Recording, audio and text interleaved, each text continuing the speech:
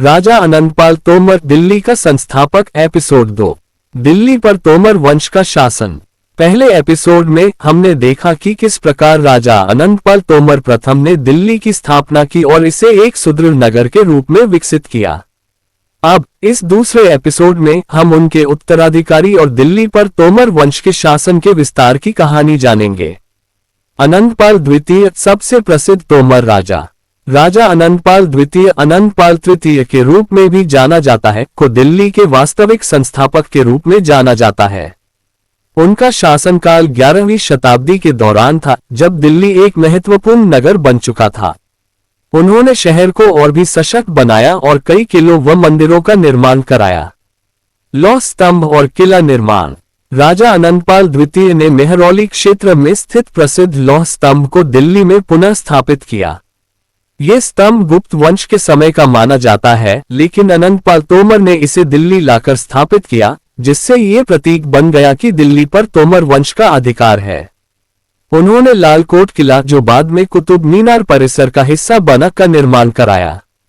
ये दिल्ली का पहला बड़ा किला था, जिसे तुगलक और मुगलों के आने से पहले तक एक शक्तिशाली दुर्ग माना जाता था।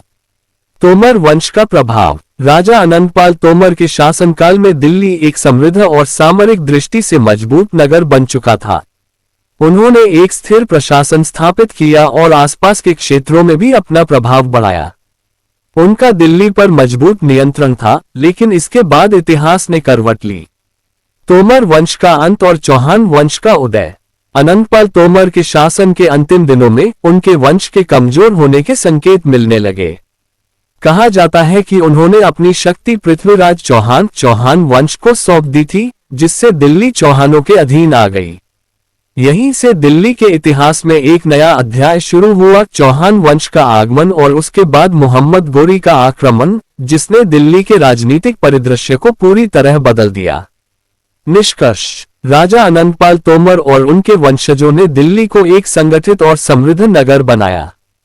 वे दिल्ली के असली संस्थापक थे, जिन्होंने इसे एक मजबूत राजधानी के रूप में विकसित किया। हालांकि समय के साथ चौहानों और फिर तुर्कों ने दिल्ली पर अधिकार कर लिया, लेकिन तोमर वंश का योगदान हमेशा अमिट रहेगा। अगले एपिसोड में चौहान वंश का दिल्ली पर शासन और पृथ्वीराज चौहान की वीरगाथा।